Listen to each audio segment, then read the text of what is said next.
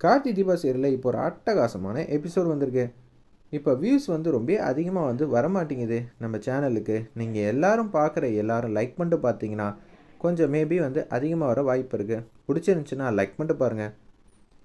நம்ம கார்த்தி தீபாலேருந்து எல்லாரும் தன்னந்தனியாக அவங்கவுங்க ரூமில் இருக்காங்க. இப்போ கார்த்தி இடிஞ்சு போய் இருக்காங்க. இந்த ஒட்டுமொத்த குடும்பமும் கார்த்தி கவனமாக பார்த்துக்கணும் அப்படின்னு தான் அவங்க அம்மா மிகப்பெரிய பொறுப்பை கொடுத்துருந்தாங்க. இந்த பொறுப்பை மற்றவங்க தப்பாக புரிஞ்சுக்கிட்டாங்க. ஒட்டுமொத்த சொத்தும் கார்த்திக்கு தானு அப்படின்னு நினச்சிக்கிட்டு இருக்காங்க. ஆனால் கார்த்திக்கு சொத்துங்கிறது இந்த குடும்பம் ஒத்துமையாக இருக்கிறது மட்டும்தான்.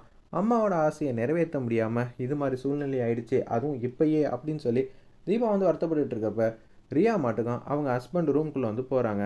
ஆனந்த் ரூம்குள்ளே, ஏங்க சொன்னால் கேட்பீங்களா? நீங்கள் எந்த சொத்து வேணாலும் கேளுங்க, கேட்காம போங்க, அதெல்லாம் உங்கள் தனிப்பட்ட விருப்பம். ஆனால் நான் கேட்குற ஒரே ஒரு சொத்து மட்டும் அது உங்கள் பேரில் மட்டும்தான் இருக்கணும்.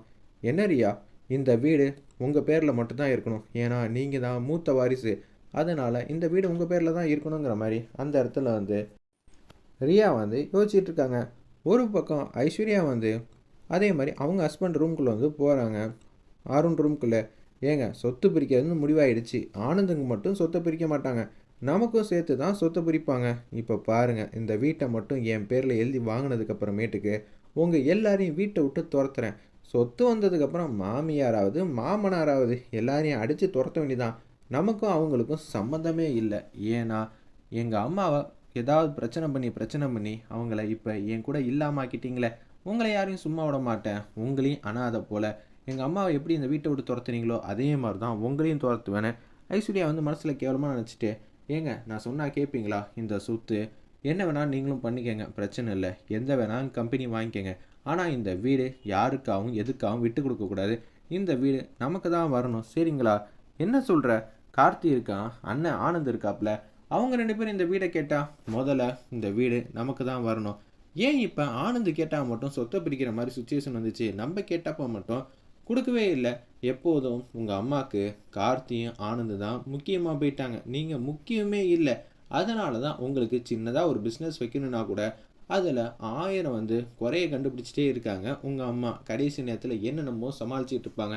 அதெல்லாம் பெருசாக நம்பிடாதீங்க. சரி ஐஸ்வர்யா, உனக்கு இந்த வீடு வேணும்னு கேட்குற, சரி நான் கேட்டுறேன், நமக்கு தான் இந்த வீடுங்கிற மாதிரி அந்த இடத்துல அருண் யோசிச்சுட்டு இருக்காங்க. ஏங்க நீங்கள் என்னங்க முடிவு பண்ணியிருக்கீங்க அப்படின்னு நம்ம தீபா கேட்குறாங்க. உங்களுக்கு எதுவும் சொத்து வேணுமா? சேச்சே, நான் ஏங்க அதுக்கெல்லாம் ஆசைப்பட போகிறேன். எனக்குன்னு ஒரு ஆசையெல்லாம் இருக்குது, அதை நான் கேட்டுக்கிறேன், சரிங்களா அப்படின்னு சொல்கிறாங்க. சரி தீபா, உங்களோட ஆசை எது வேணான்னு இருக்கலாம், அதை நான் நிறைவேற்றுறேன். ஆனால் எனக்குன்னு தனிப்பட்ட முறையில் ஆசையெல்லாம் இருக்குது. ஆனால் சொத்து மேலெல்லாம் எனக்கெல்லாம் ஆசையே இல்லை. எல்லா சொத்தும் 2 அண்ணன்களும் பிரித்து எடுத்துக்கணும், எனக்கு அதை பற்றி கவலையே இல்லை. ஆனால் அதை விட இந்த வீட்டில் மிகப்பெரிய சொத்தெல்லாம் இருக்குது. அந்த சொத்தை நான் யாருக்காகவும் எதுக்காகவும் விட்டு கொடுக்கவே மாட்டேன் அப்படின்னு சொல்லிடுறாங்க. ஆமாங்க, எனக்கும் மிகப்பெரிய சொத்து வேணுங்க. சொத்து இல்லாமல் வேணாலும் இருக்கலாம், ஆனால் சொந்தம் இல்லாமல் இருக்க முடியாது. தீபா, நீங்கள் என்ன சொல்கிறீங்க?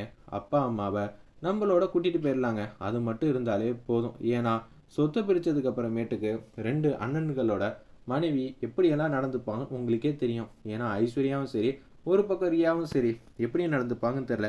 அவங்க மனசு சங்கடப்படுற அளவுக்கு பேசினாலும் ஆச்சரியப்படுத்துக்கல. இத்தனை நாள் ஐஸ்வர்யா சொத்துக்காக தான் ட்ராமா கிரியேட் பண்ணிட்டு இருந்தாங்க. இப்போ சொத்து அவங்கக்கிட்ட கிடச்சிருந்து அங்கே நம்ம மாமாவும் அத்தையும் இருந்திருந்தாங்கன்னா எவ்வளோ பெரிய தர்ம சங்கடமாக ஆகும். நிச்சயம் ஐஸ்வர்யா அவங்க அம்மாவை வெளியில் கொண்டு வர வச்சு அசிங்கப்படுத்துவாங்க. அபிராமி அத்தையை, ஆமாங்க என்னாலையும் புரிஞ்சுக்க முடிஞ்சிச்சு. நிச்சயம் அது மாதிரிலாம் செய்யக்கூடிய ஆளுங்க தான், அதில் துளி கூட சந்தேகமே இல்லை. நிச்சயம் எங்கள் அம்மாவையும் அப்பாவையும் கைவிட்டுற மாட்டேன். யாருக்கு எந்த சொத்து வேணாலும் எடுத்துக்கிட்டோம். ஆனால் எனக்கு மிகப்பெரிய சொத்துன்னு பார்த்தா எங்கள் அம்மாவும் அப்பாவும் தான். அவங்கள கடைசி வரைக்கும் நான் தான் பத்திரமா பாதுகாக்கணும். மற்றபடி எனக்கும் பெருசாக இன்ட்ரெஸ்ட் இல்லைங்கிற மாதிரி யோசிச்சுட்டு இருக்காங்க.